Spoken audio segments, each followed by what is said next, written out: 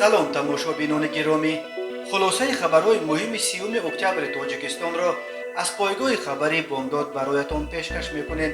шурӯъ мекунем аз як нигоҳи кӯтоҳ ба сархати хабари муҳими рӯз дар ин барнома. вазорати корҳои дохила хабари дар Бадахшони Тоҷикистон пойгоҳи ҳарбии сохтани Хитойро рад кард. вазири хориҷаи ТОЛИБОН ХУДАШ ба пешвози вазири хориҷаи ТУРКМАНИСТОН ба майдони ҳавои КОБУЛ рафт. марди ЭРОНӣ зани ТОЧИКАШРО бо ТАБАР зада ба саду рӯяш кислата пошидааст. муҳоҷирон ҳушёр бошед.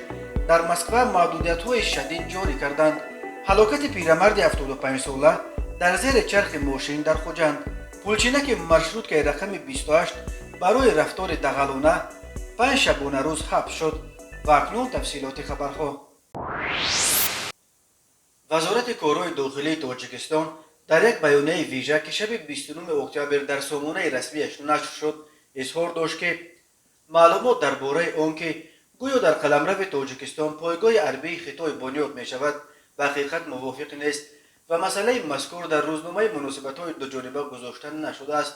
вазорати корҳои дохила ҳамчунин иттилоъ дод ки дар доираи созишномаи ҳамкории ин ниҳод бо вазорати амнияти ҷамъиятии Хитой дар заминаи инфраструктураи мавҷудаи дастаи милитсияи зудамали раёсати мубориза ба зидди ҷиноятҳои муташаккили вазорати корҳои дохила дар вилояти мухтори Кӯҳистони Бадахшон гузаронидани машқҳои тактикии муштарак байни мақомотҳои ҳифзи ҳуқуқи Тоҷикистон ва Хитой пешбинӣ шудааст. ҳамаи лавозимоти зарурӣ ва хароҷот дар вақти гузаронидани машқҳои муштарак аз ҷониби ҷумҳурии халқии Хитой пешниҳод ва пардохт карда мешавад, таъкид шудааст дар баёнияи вазорати корҳои дохила. вазорати корҳои дохилаи Тоҷикистон дар ҳоли хабари бунёди пойгоҳи ҳарбии Хитойро дар Бадахшон рад мекунад ки рӯзи 27 октябр бино ба гузориши радиои озодӣ муовини аввали вазири корҳои дохилаи Тоҷикистон Абдураҳмон Аламшозода ва вакили парлумон Толибхон Азимзода дар иҷлосияи маҷлиси намояндагон тарҳи қарордодеро муаррифӣ карданд ки бар асоси он Хитой дар водии Вахон дар ҳудуди ноҳияи Ишкошим иншооти нав месозад. طبق سازشنامه رسانیدن کمک بازگشت برای بنیاد پایگاه دسته زودعمل وزارت کارهای داخلی در دره وخون پیش بینی شده است. نصب تجهیزات مخصوص در نظر است. تاجیکستان عهده‌دار است چین را برای آوردن تجهیزات از پرداخت انداز و گمرک آزاد نماید، گفته است علمشاهزاده. طالبخان عظیموف وکیل مجلس نمایندگان گفت پایگاه مخصوص مربوط وزارت کارهای داخلی تاجیکستان بوده. تمام دستگاه و تجهیزاتی که برای بنیاد پایگاه از چین به تاجیکستان وارد می شوند از باج گمرکی آزاد کرده می شوند. مبلغ ساختمان 55 میلیون یوان چینی برابر به تقریبا 100 میلیون سومانی پیش بینی شده است. خبر داده است عظیمزاده. بعد انجام اجلاسیه طالبخان عظیمزاده در صحبت بدون میکروفون به آزادی گفته است که چین این پایگاه را برای تاجیکستان می سازد و در آن بنایی که ساخته می شود اویله‌های افسران تاجیک باید زندگی کنند. یادآور می‌شویم قبلا نشریه واشنگتن پست خبر داده بود که خیتای از سال 2019 در شرق تاجیکستان در نزدیکی مرز با افغانستان یک پایگاه خرد نظامی ساخته است و نظامی‌های خیتای گاهی از این پایگاه برای خرید به بازار نویای مرغاب هم می‌رفتند. بعدا خبرنگار تلویزیون ایران اینترنشنال در پی سفرشان به بدخشان خبر دادند که این پایگاه در منطقه مرغاب در موضع معروف به کریدور وخان تأسیس داده شده. در آن تعدادی از نظامیان خیتای مستقر شدند. وزیر کارهای خارجه ترکمنستان رشید میردوف روز 30 اکتبر برای مذاکرات با رهبران به نام امارت اسلامی افغانستان، حکومتی که گروه تندرو طالبان بعد غصب این کشور تشکیل کرده است، به کابل آمد. در ویدیو و عکس‌های نشر شده دیده می شود که میردوف را در میدان هوایی کابل شخصا خود وزیر خارجه امارت اسلامی امیرخان متقی پیشواز گرفته است. ترکمنستان از اولین کشورهای همسایه افغانستان است که خیلی زود با حاکمان نو آن کشور علاقه برقرار کرده. اولین دیپلمات‌های خارجی از جمله کنسول‌هایش در هرات و مزار شریف اولین دیپلمات‌های خارجی بودند که با والیان از سوی طالبان تعیین شده ولایت هرات و بلخ رسما ملاقات کردند. خود رشید میردوف بعد عبدالعزیز کاملوف وزیر خارجه ازبکستان که در پی ارسال 1300 تن کمک بشری به افغانستان هنوز روز 8 اکتبر به کابل آمد و با رهبران طالبان مذاکرات کرد، اینک دومین دیپلمات چنین سطح بلند از آسیای مرکزی است که برای مذاکرات مستقیم با این گروه تندرو وارد کابل میشوند. دو کشور دیگر آسیای مرکزی قزاقستان و قرقیزستان نیز فعالانه با طالبان راههای تماس میجویند. قزاقستان امکانات لوجستیکی خود را برای انتقال یاریهای بین المللی به افغانستان پیشنهاد کرده ایستاده است و قرقیزستان هنوز ماه سپتامبر معاون رئیس شورای امنیتش طلببک مصادقوف و سردار شعبه سیاست بیرونی دستگاه پرزیدنت ژینبک قلیبایف با یک هواپیمای پر از یاریهای بشری به کابل فرستاده بود. به فرق از دیگر کشورهای منطقه، تاجیکستان از اول نسبت به طالبان موقع شدید گرفت و گفت حکومت را که در آن به نمایندگان اقلیت‌های قومی افغانستان بخصوص به تاجیکان آن کشور جایگاه شایسته داده نشود اعتراف نخواهد کرد. پرزیدنت تاجیکستان امامعلی رحمان چند بار گفت تاجیک‌ها 46% اهالی افغانستان را تشکیل می‌دهند و باید در حکومت جایگاه سزاوار داشته باشند.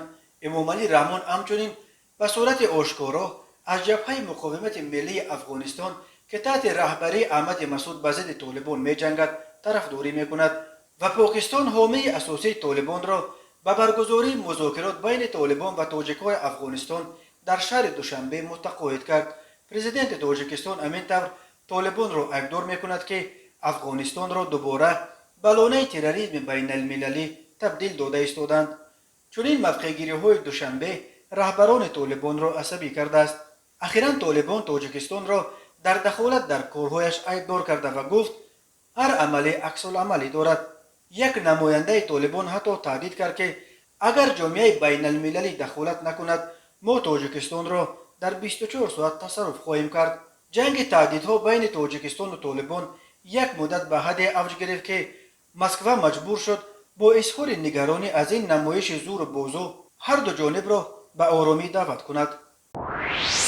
مقامات میلیسای ولایت ختلان شهروند 49 ساله ایران سیاد حسینی رضوانیان را با اتهام سوء قصد به کشتار همسر سابق 30 سالش گلبهار اشورova دستگیر کردند. بنا به فرضیه تفتیشات حسین رضوانیان همسر سابقش را که زاده ایثار بود ولی موقتا در یاوان زندگی داشت تعقیب میکرد و شب 16 به 17 اکتبر در نزد منزل اجاره گلبهار اشورova در ناحیه یاوان کمین گرفته است.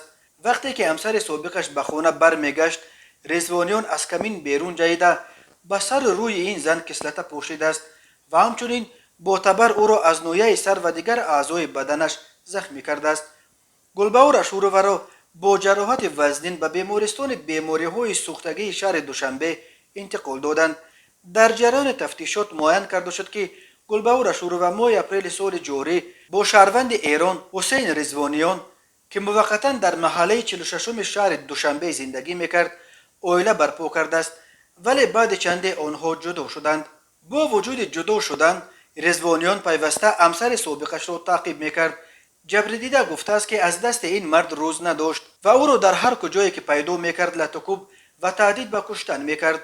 روز 16 اکتبر رضوانیان از یک دوستش خبر مییابد که گلبهار در یک مرکز دلخوشی ناحیه یاوان قرار دارد. او نقشه میکشد که او را جسماً از بین برد و با این مقصد با خود محلول کیمیاوی کسلته گرفته از دوشنبه یک تبر خریده همراه رفیقش کامران نورعلیف ساکن شهر کولاب به یاوان میروند و در نزد منزل اجاره گلبهار در کوچه ترسونزاده شهرک یاوان او را منتظر میشوند. گلبهار آن شب ساعت 23 به خانه برمیگردد و دچار حمله وحشیانه می شود. رضوانیان بعد پاشیدن کسلته به سر روی گلبهار و چند ضربه تبر به بدن او از جای حادثه فرار کرد ولی کارمندان میلیسا در گرماگرمیش این جنایت را آشکار و این شهروند ایران را در مرکز شهر دوشنبه دستگیر کردند.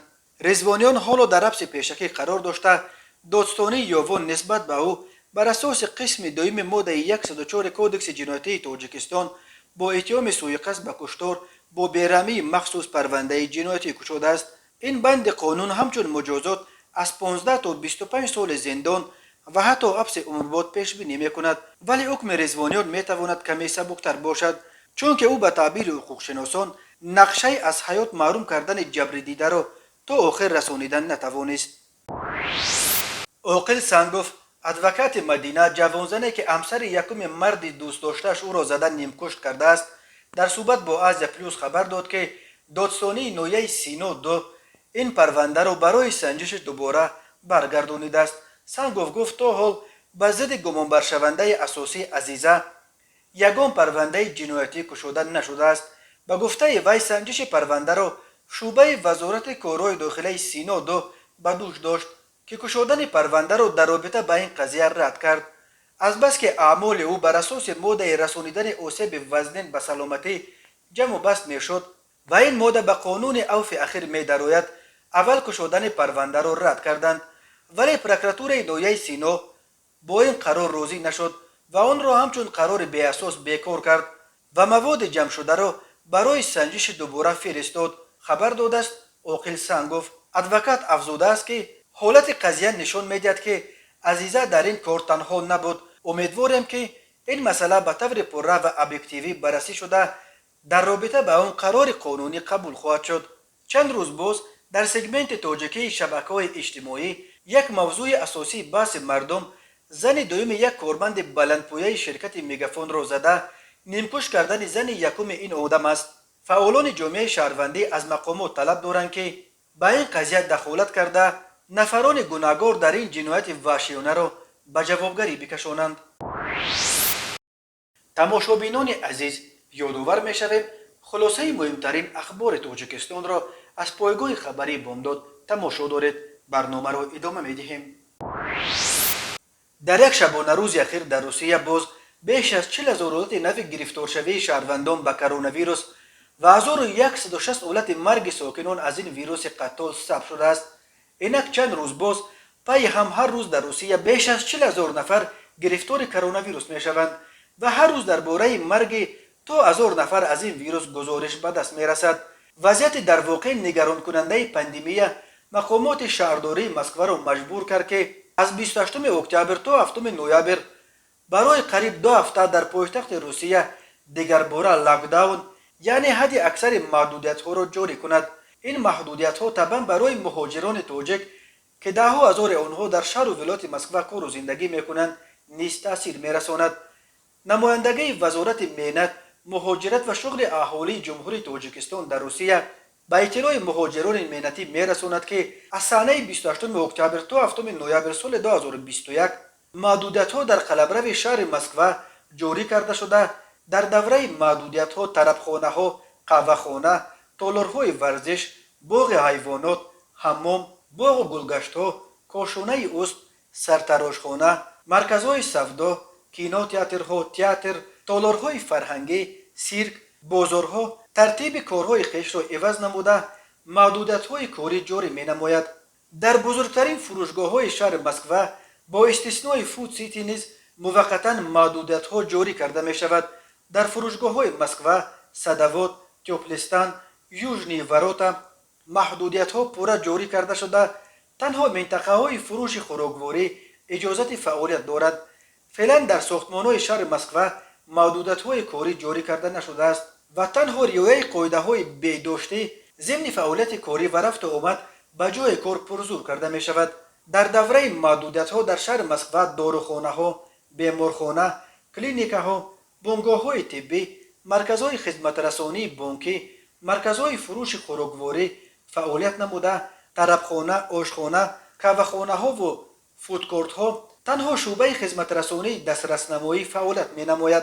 نمایندگی به این دلیل از شهروندان تاجیک دعوت کرده است که به خاطر حفظ سلامتی خود و نزدیکان خود قاعده‌های بهداشتی را رعایت نموده در حالت پیدا گردیدن سوال یا پیش آمدن مشکل به این نهاد مراجعت نمایند. و حالا یک مرور کوتاه به اخبار کریمینالی و حادثه‌های ناخوش روز. مرکز مطبوعات ریاست وزارت کارهای داخلی دوشنبه خبر داد که بر اساس مراجعت یک کاربر فیسبوک پولچینک و راننده مشروط که رقم 28 جزا داده شدند. این کاربر با ارسال عکس ماشین تمغه خونده استاریکس رقم دولتیش 5556-1001 که در خط سیر رقم 28 مسافر میکشان از ملیته پایتخت خواسته است تا نسبت پولچینک این ماشین چاره‌های قانونی اندیشیده شود. او اطلاع داد که پولچینک هنگام فعالیت کاری نسبت به مسافران دغلانه رفتار نموده با سخنان قبیح ترتیبات جمعیتی را ویران کرده است. در جریان بازپرسی پولچینک این مارشروتکا شهروند اودینایف منوچر سال تولدش 1998 ساکن شهر دوشنبه اعتراف کرده است که در حقیقت سانحه 28 اکتبر سال جاری هنگام کار نسبت به مراجعت کننده دغلانه رفتار نموده سخنهای قبیح گفته است و از این عمل خود اظهار پشیمانی میکند. با نظر داشت اولت مذکور نسبت به حقوق ویران کننده اودینایف منوچر بر اساس ماده 460 کودکس حقوق ویرانکنی ماموری جمهوری تاجیکستان با اتهام مایده افباشه پروتکل حقوق ویرانکنی ماموری ترتیب داده شده با قرار سود نسبت به وی جزا در نمود حبس ماموری به مهلت 5 شبانه روز تطبیق کرده شد. خبر داده است مرکز مطبوعات ریاست وزارت کارهای داخلی دوشنبه.